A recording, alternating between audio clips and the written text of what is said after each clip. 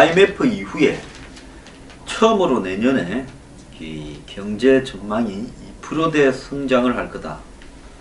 즉 정부에서 공식적으로 2.6% 정도 될 거다. 이렇게 목표치를 잡았습니다. 정부가 2%대 목표치를 잡은 것은 97년 이후에 처음입니다. 연초부터 경기가 굉장히 안 좋을 것이다. 불황 한파에 고용 빙하기가 올 거다. 그래서 연초부터 20조 원의 경기 보강을 갖다가 이렇게 추진한다. 즉 정부가 경기 위축을 막고자 이 앞당기어서 쥐어짠 예산 20조로 공공기관 정책금융을 동원해서 재정을 조기 집행을 지금 하겠다고 이야기를 하고 있습니다. 근데 부진 원인이 이미 한국 경제의 체질이 허약해졌는데 과연 이런 돈을 푸는 것으로 해결이 가능하겠느냐, 이런 의문도 있습니다. 그런데 내년 초 이 1분기 100일에 그러니까 1, 2, 3 월달 이 100일가량에 총 87조, 연초에 20조, 100일 동안에 87조를 들이부어서 이 경제가 완전히 꺼지는 것을 막겠다는 겁니다. 경제라는 것은 이렇게 가다가 한번 꺼지게 되면요, 다시 위로 올리는 것이 거의 불가능해지는 상황입니다. 그래서 정부가 사용 가능한 예산 280조 중에서 31조를 더 투입을 하겠다라는 겁니다. 그런데 정부는, 지금 경제팀은 부동산, 가계빚, 기업 붕괴 등이 이 세 가지 삼각파도가 매우 위험하다고 이야기를 하고 있습니다. 제가 이 가계부채, 기업부채, 그리고 부동산, 이것이 금리 인상과 더불어서 무너질 것이다. 그래서 정부가 범국민 경제기구를 만들어서 예산의 조기 집행을 할 수밖에 없다고 여러 차례 이야기를 했습니다. 자, 일단 정부가 잘 대응을 하는 것은 같습니다. 참 이렇게 어려워진 것까지, 그 동기까지 다 이렇게 찾게 되면 한도 끝도 없는 거고요. 옛날 이야기, 옛날에 잘못한 거 말할 필요가 없습니다. 지금 당장 무너져가는 이 국가 경제를 어떻게 떠받칠 것인가, 이걸 연구를 해야죠. 저는 유일호 부총리, 임종용 금융위원장이요, 이제 과거 일 다 있고요, 전부 힘을 모아서 경제를 살리는데, 무너지지 않게 하는데 최선을 다해야 된다고 봅니다. 자, 부동산이 경착륙을 막되 투기에는 대응을 한다. 가계빚은 대출 심사를 더 엄격히 적용한다. 부실기업은 옥석을 가려서 지원하고 나머지는 퇴출한다. 그래서 전문가는 자기 정부의 새판 짜기 전에 어쩔 수 없는 임시 방어책이다, 이렇게 이야기를 하고 있습니다. 자, 그런데 뭐 신기술 지원해가지고요, 내년에 드론 우편 배달하고 자율주행차 달린다, 이런 헛소리는 좀 하지 말기를 바랍니다. 부동산이 심히 우려되는 부분은요, 내년에 이 2년간, 그러니까 17, 18년 2년간 그동안에 또 아파트를 엄청 지었습니다. 73만 가구가 입주하게 되어서 공급 과잉이 될 것 같다. 그리고 건설 투자는 2016년은 10.8%였는데 내년은 4%로 건설 투자가 급감할 것 같아, 이렇게 보고 있는 거고요. 자, 이 부분에 대해서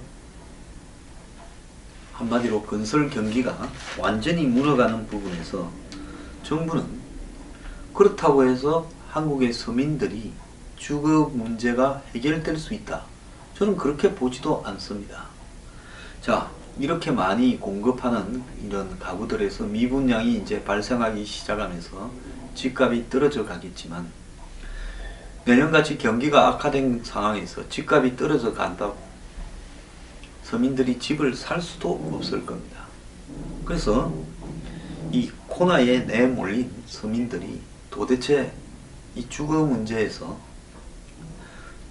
가격이 떨어진다 하더라도 지나친 집을 살 능력은 없고, 그렇다고 정부의 정책은 뉴스테이니 머니에서 건설회사의 비싼 이 임대주택으로 가버렸고, 그러면 서민들은 어디에서 사느냐는 겁니다. 그래서 공급 매입 전세 임대가 올해 4만원에서 5만원으로 확대한다는데, 이것이 연발의 오줌 누기지 무슨 큰 의미가 있겠나 생각이 듭니다. 가계부채 연착륙 유도한다는 건데요. 즉 폭락하지 않고 서서히 이렇게 끌어내리겠다는 건데, 가계부채 문제에 대해서 심각한 지적된 게 언젠데, 어제 제가 이야기했지만은 이 다중채무가 78조, 즉 저신용자의 다중채무가 78조인데 이 78조는 거의 부도가 날 가능성이 제가 볼 때 8, 90%가 넘는 부분입니다.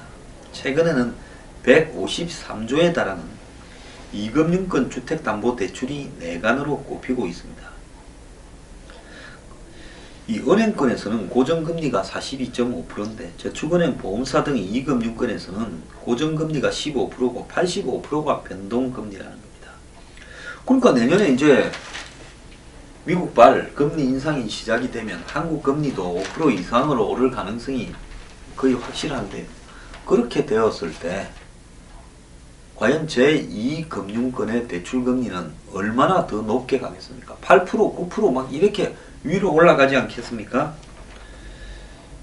자, 여기에서 어떻게 버틸 수 있겠냐는 겁니다. 그리고요, 올 상반기에 영업이익으로 은행의 대출 이자도 못 갚는 기업이 34%에 달했다는 겁니다. 이 정도 기업들은 문을 닫아야 되는 기업들입니다. 여기에 조선, 해운, 철강, 석유화학, 건설 5대 취약업종에서 구조조정이 이루어지고 있어 직장을 잃는 사람들이 내년부터 본격적으로 늘어날 겁니다. 자, 지금 거제나 창원 이런 데 가보면 그냥 난리도 아니다라고 이야기를 하고 있습니다. 조선 해운업이 주로 지역 기반인 부산, 울산, 거제 등에서 실업자가 2년 동안 2만 명 가까이 늘어났다는데요. 아직 구조조정이 본격적으로 시작도 안 됐습니다. 이제 본격적으로 진행이 되면 이 지역의 이 고용 한파는 엄청나게 더 심화될 겁니다. 통계청에 따르면요, 이 조선 해운업에 영향을 크게 받는 부산과 포항에서 실업자가 8,600명이 늘었고요. 그 다음에 동남권 벨트에서 18,800명의 실업자가 늘어났습니다. 그래서 통영, 고성, 거제 이런 데서도 엄청나게 늘어나고 있습니다. 창원 등에서요. 자, 문제는 뭔가 하면 지금은 못 견뎌서 저절로 넘어지는 회사고요. 이제 구조조정에 본격적으로 들어가게 되면 얼마나 많은 실업자들이 더 생겨날지 알 수가 없습니다. 방금 이 부산, 거제 등 실업 2만 명이라는 것도 2016년 5월 초의 통계입니다. 자, 지금 거제, 창원, 울산 등 이런 도시에는 부동산도 꽁꽁 얼어붙었다는 것입니다. 그리고 자영업자 식당들이라든지 가게가 문을 아주 차곡차곡 닫고 있다고 합니다. 왜 그런가 하면 일자리를 잃은 수만 명의 근로자들이 해당 지역을 이탈하면서 집값은 물론 원룸, 오피스텔 등 공실률도 급증하고 있다는 겁니다. 지금 경남 거제의 아파트 거래량이 4분의 1로 2년 사이에 줄어버렸고, 그 다음에 매매 가격도 지금 계속 떨어지고 있다고 합니다. 자, 근로자들이 사라지고 집값 떨어지고 원룸이니 뭐니 텅텅 비어가고, 거기에 자영업자들이 하는 식당도 문을 닫아가고, 이것이 지금 이들 지역에 한국의 5대 위기산업, 그 중에서도 조선 해운 중심지에서 발생하고 있는 일인데요. 얼마 전에 박 대통령이 스웨덴 말메라는 항구 도시에서 그 지역에 있었던 이 조선소를, 이 코쿰스 조선소를 2002년에 외국에서 1달러에 그 조선소의 대형 크레인을 사들여 가지고 바다로 싣고 나가는 모습이 스웨덴 국영방송이 장성국과 함께 내보내면서 많은 사람들이 울었다. 이 사례를 소개하면서 말미의 눈물이라는 표현을 썼는데요.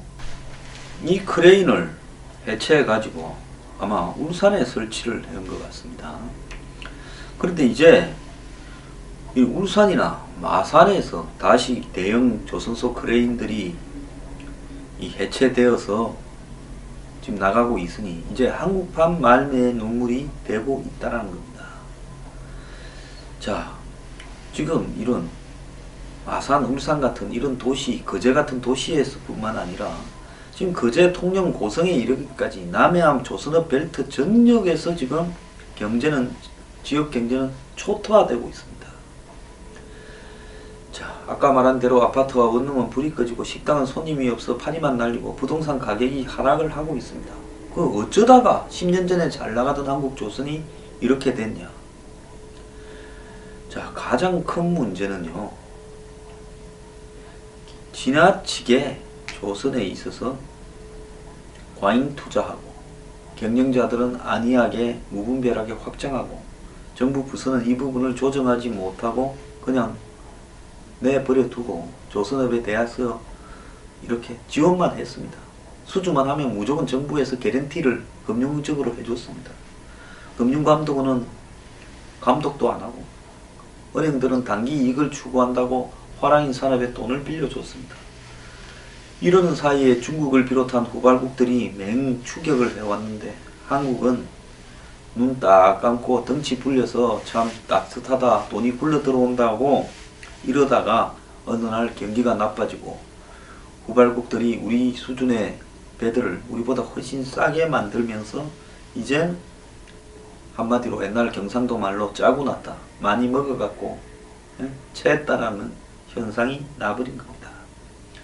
자, 이 조선업이라는 것이 이제 임금을 가지고 다투는 사양산업이 되어간다는 걸 몰랐고 세계 무역이 점점 장기 불황으로 줄어들면서 배가 필요하지 않아진다는 거, 그리고 또 석유도 지금 과잉이 되면서 시추선이나 가스선 이런 것들이 별로 필요하지 않다는 부분을 몰랐던 죄입니다. 그런데 항상 그렇듯이 한국에서 길고 큰 그림을 그리는 사람은 아무도 없습니다. 전부 욕심을 부리다가 이 지경이 와버린 겁니다. 자, 한국 경제 예산이 조기 집행되면서 안 하는 것보다 낫다고 봅니다. 그런데 이것은요, 조삼모사하고 똑같습니다. 7개가 있는데 아침에는 3개만 먹어야 되는데 아침에 4개 먹고 나중에 3개 먹는 겁니다. 그러면 하반기에 돈 다 써버리고 나면 어떡할 거냐? 그때는 뭔 수가 또 생길 거다. 아무도 그때는 기억하지 않습니다. 그때는 정권이 바뀌어서 다른 정권이 할 거니까 너네들이 알아서 하라는 겁니다. 지금 문재인 대표나 민주당 한번 보십시오. 왜 망해가는 박근혜 정부의 경제에 우리가 손을 대? 우리는 빠져있게. 너가 알아서 죽이 되든 밥이 되든 망가뜨려라. 너네들이 망가질수록 우리는 더 대선에서 정권 교체가 유리하다. 그거 아닙니까? 야당들이 수권 능력을 보여주기 위해서 국가가 죽으면 안 되니까 그래 같이 의논하자. 이거 안 합니다. 안 할 사람입니까? 정부가 안 한다 해도 대통령이 탄핵돼 있는데 경제는 우리하고 의논해야지 무슨 소리를 하냐, 이렇게 해야 될 사람들이 괜히 우리가 망해가는 경제에 주물렀다가 손에 흙만 묻히니까 너가 망해라, 우리는 망한 건 넘겨받겠다, 그리고 망한 책임은 너네한테 있다는 겁니다. 여러분, 지금 오늘 내일 이번이 중요한 게 아니라요, 이런 자세로 정치인과 관료가 생각하는데 장기적으로 누가 내다보고 계획을 세우면서 구조조정을 할 수 있겠습니까? 한국요, 이대로 안 됩니다. 경제요, 이대로 절대 못 살아납니다. 정말 길고 어려운 터널을 통과할 거고요. 다음 정권에 혹시 야당이 잡았다, 경제 살릴 거라 보십니까? 완전히 망하는 거는 그 정권 때 망할 거라고 봅니다. IMF 같은 폭탄이 그때 터질 거라고 봅니다. 자, 그땐 또 뭐라 할 겁니까? 지난 정권이 폭탄을 넘겨서 우리가 받자마자 터졌다고 할 겁니까? 웃기는 소리 하지 마십시오.